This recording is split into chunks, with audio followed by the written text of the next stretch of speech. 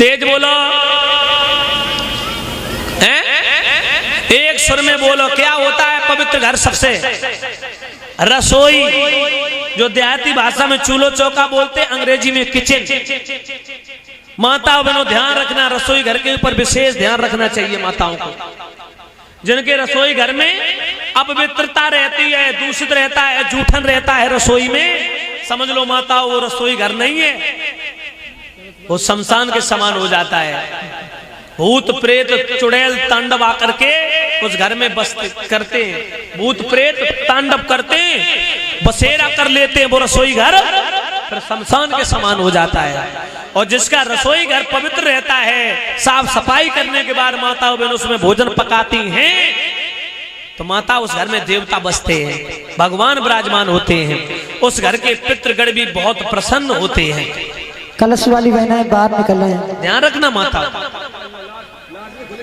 कलश वाली देवियां खड़ी हो जाएं, इधर आ जाएं क्रम बाई क्रम। माताओं बहनों भाई बंधुओं ध्यान रखना, माता बहनों भाई बंधुओं, भगवान कन्हैया को भी नहीं बख्शा, पीट दिया। और रसोई घर को पवित्र रखना हर स्त्री का परम धर्म कर्तव्य बनता है। रसोई घर में भोजन बनाओ तो पहली रोटी गाय के लिए, आखिरी रोटी कुत्ते को दो। याद रखना माताओं, पहली रोटी गाय की होती है, आखिरी रोटी कुत्ते की होती है। लेकिन अब रसोई घर में पवित्रता कम हो गई, पवित्रता कम हो गई है। कैसे महाराज? अब तो केवल श्रृंगार से मतलब रहता है। सही बात। तो 6-6 महीना ना नहाए तो 4-4 दिन मुंह पे पानी ना पड़े, और रसोई घर में खाना बन रहा हो है, वही बासन सब्जी के लिए से पड़े, रात भर कुतिया लगी रही, सवेरे बिल ने वही उठाई फिर चढ़ाई दी। आलसी माता होती कुछ, उन्हें सोची कि आराम से उन्हें चूल्हे में रसोई घर में भोजन पकाया, और खाना बनाने के बाद में उन्हें बाई पटा पे बैठ के 10-15 रोटी खींची, और जब पेट भर गो ज्यादा भालो डुलो ना जाए रहो माताओं। अब उन्हें सोची बर्तन धोले के ना धोले, क्योंकि अब बैठो तो जान नहीं, उन्हें कहीं सवेरे धुल ली है। आराम से सोए गई दादाजी, और तब तक एक कुतिया गई गांव की घूमत भाई, सो कुतिया भाई चूल्हे में घुल गई। जो देखो के सब्जी से कढ़ाई पतीली सब से पड़े, कुतिया चाटने पे चालू है गई, चाटा रे चाट, चाटा रे चाट, चाटा रे चाट, एकदम धोए मांझ के चिकने करके रख दई। अब बे सवेरे श्रीमती जी जगी, आंखी मीचती जाए रही और भागती जाए रही। पहले तो उन्हें श्रृंगारदानी टटोई, क्रीम पाउडर पोता पाती करके फिर चूल्हे की तरफ बढ़ के आई। जैसी रसोई घर में देखो, सोचने लगी हमने बर्तन तो धुले नहीं थी शाम को, लेकिन जो धुल के साफ को करियो को रख गो। उन्होंने कही हमें ऐसा मालूम पड़ रहा हो, मेरी लली है ना स्कूल गई है, तो बिटिया ने सोची कि मम्मी काहे को परेशान हुई, तो भाई धुल के साफ करके रखी रसोई घर में। उनने भाई उठाई कढ़ाई, उठाए के चूल्हे पे चढ़ाई दी। जब मालूम नहीं कि बिटिया साफ करी कि कुतिया लगी रही रात भर, फिर खाना बना लिया। अब जब बिटिया स्कूल से लौट के आई, उन्होंने कही कह लली तू आज बर्तन बहुत जल्दी साफ करके चली गई थी स्कूल। अब लली बोली मम्मी मैं तो सवेरे उठी सीधी, नाव दो चाय पी, मैं तो चली गई, मैंने तो बर्तन धुले नहीं। तब तक लली के पापा आए, बोले कोई नहीं मालूम, रात भर रसोई घर में खड़क पड़ी रही, खड़बड़ पची रही, खनक उठी रही बर्तन में, हैं तू इतनी देर तक जगत है रात में। बोले तुम्हारी हम तो 6 बजे सोई थी। उनके तब तक लली के पापा बोले कि सोई हमने, देखो सवेरे कुतिया निकट भाई बाहर चली गई हैं, तो अब तो जल्द से कर रह गया शौक केवल इनको अपनी कोठरी सजाने का, श्रृंगार चित्र बनाने का, और में गाना गाने का। चूल्हे में रसोई में आराम से बैठी, रोटी बनाती जा रही और गाना गाती जा रही। तब तक सर में खुजली मची, उनने टटोलो पकड़ के और बस चट कर गई। बस भरे रहो, बहुत देते परेशान करे थे हमें। ध्यान रखना माताओं, भगवान कन्हैया रोते हुए आयुष्मान रहो, सदा सुखी रहो। हैं?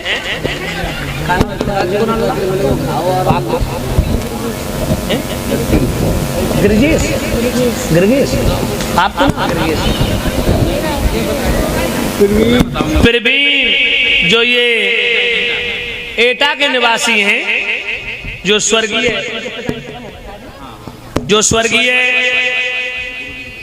गिरगेश भैया जी के सुपुत्र हैं, जो ये हमारे गले में एक हार डाल करके व्यासपीठ को सम्मानित कर रहे हैं। और हमारे समस्त स्टाफ को भी कामना ये करेंगे इस बेटा को प्रभु दीर्घ आयु प्रदान करें, ये शिक्षित बने, पढ़ लिख करके अपने माता पिता परिवारजनों का नाम रोशन करे, यही कामना करेंगे ठाकुर जी से, जो बहुत ही हमारे कौशलेंद्र भैया के परम मित्र थे, जो अब इस दुनिया में नहीं रहे। और आज भी उस परिवार से ये वही संबंध जोड़ करके, वही व्यवहार, वही प्रेम, इसने जो आज उनका परिवार इस कथा प्रांगण में उपस्थित हुआ। कामना यही करेंगे, हे प्रभु इस बेटा को सद्भक्ति प्रदान करते रहे, ये पढ़ लिख करके अपने माता पिता परिवारजनों का नाम रोशन करे और गिरगेश भैया का नाम रोशन करे, यही कामना करेंगे ठाकुर जी से।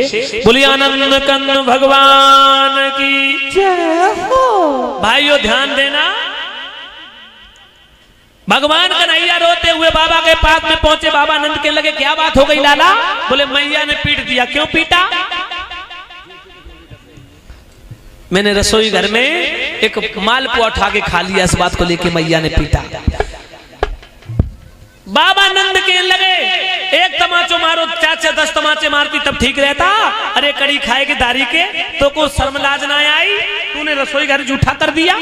माता बहनों भाई बंधुओं, बाबा नंद की बात देख सुन करके भगवान बोले बाबा आज मैया ने पहली बार पीटा, कारण क्या है? क्या कारण है? उसी समय बाबा नंद कहने लगे सुन लाला, आज मेरे भगवान की सामग्री तैयार हो रही थी, आज मेरे भगवान का प्रसाद तैयार होता था, आज मेरे भगवान के भोग के लिए 56 प्रकार के व्यंजन बनाए जा रहे थे और तूने उन्हें झूठा कर दिया।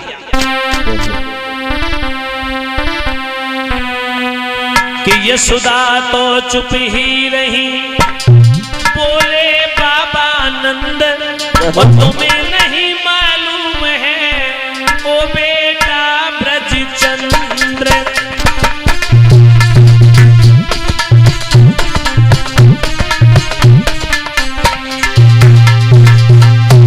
जिसके हाथों में हम सबका आजीवन पालन पोषण है, इसी कार्तिक कृष्ण चतुर्दश को उन इंद्रदेव का पूजन है।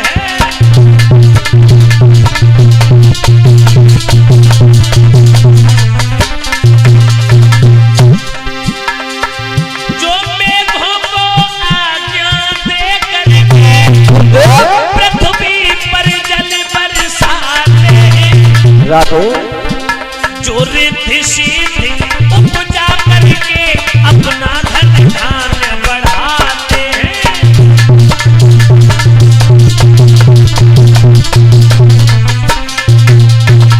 जो मेघों को आज्ञा दे करके जल की वर्षा करते, हरी भरी घास उगती है, फसलें होती हैं, हम सबका जीवन निर्वाह होता है। और सालाना कार्तिकी कृष्ण चतुर्दश को इंद्र की पूजा करते, इंद्रो पर्जन्यो मेघा तस्या बरसती, फिर मेघ प्रसन्न होकर जल की वर्षा करते हैं। भगवान कन्हैया समझ गए, मोहन ने सोचा ग्वालों को कुछ असल तत्व का ज्ञान नहीं, अंधीगत चले जा रहे हैं, सच्चे पथ की पहचान नहीं, हमको दूसरे बहानों से वेद का मार्ग दर्शाना है, दुनिया की अंधी राहों से सत्य की ओर ले जाना है। भगवान बोले बाबा तुम जिस इंद्र को भगवान मानते हैं, इंद्र भगवान नहीं है। क्यों लाला? तुम्हें नहीं मालूम है बाबा? बोलो।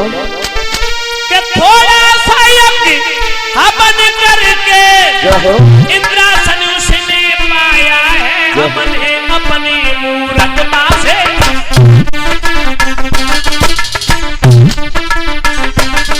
हमने अपनी मूर्खता से बस उसे इंद्र ठहराया है।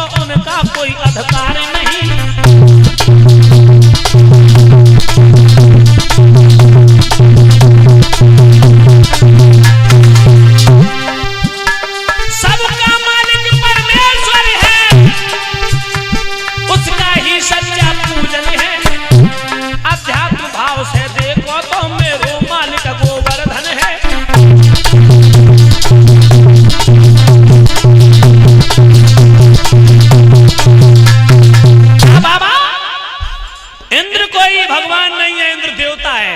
उसने थोड़ा सा यह घमंड करके इंद्रासन पा लिया तो क्या वो भगवान बन गया? इंद्र का नाम भी इंद्र नहीं था भाइयों, इंद्र का नाम था मलीग्रम। लेकिन इंद्र नाम की एक पदवी हुआ करती थी। आज वोट डालते हम आप, उसके बाद चुनते हैं ना ग्राम पंचायत का प्रधान हो, जिला पंचायत सदस्य, MP, MLA, मुख्यमंत्री, प्रधानमंत्री। आज वोट पड़ते हैं, पहले ऐसा विधान नहीं था। जो यज्ञ यज्ञ संपन्न कर लेता था भगवान उसी को इंद्र पद की पदवी सौंप दिया करते थे। भगवान बोले बाबा तुम तो ग्वाल गमार हो, पुरानी परंपरा को निभा करके चलते चले आ रहे, तुम लकीर के फकीर हो। सच्चाई तो ये है बाबा, इंद्र कोई ईश्वर नहीं है। उसने थोड़ी सी तपस्या या घमंड कर लिए तो उसे इंद्र की पदवी मिल गई, लेकिन वो भगवान नहीं है। पूजा होगी तो गोवर्धन महाराज की होगी। बोले गोवर्धन पहाड़ की पूजा? हाँ। अरे बाबा आंधी तूफान जब आता है तो गिरिराज जी महाराज गोवर्धन पर्वत आंधी तूफान की गति को कम कर देते हैं, गति को मंद कर देते हैं, हम सबको बचाते हैं। हम लोग विचरण करते हैं, गऊ में बछड़ा उनके ऊपर चराते हैं, खेला करते हैं, उछल कूद करते हैं। पूजा होगी तो गोवर्धन की होगी। बाबा नंद के लगे लाला, अगर इंद्र नाराज हो गए, जल की वर्षा न की तो? बोले हमारी भुजाओं में इतनी ताकत है, हम यमुना के पानी में बांध लगा करके अपनी फसलों की सिंचाई कर लेंगे। और बाबा तुम्हें नहीं मालूम है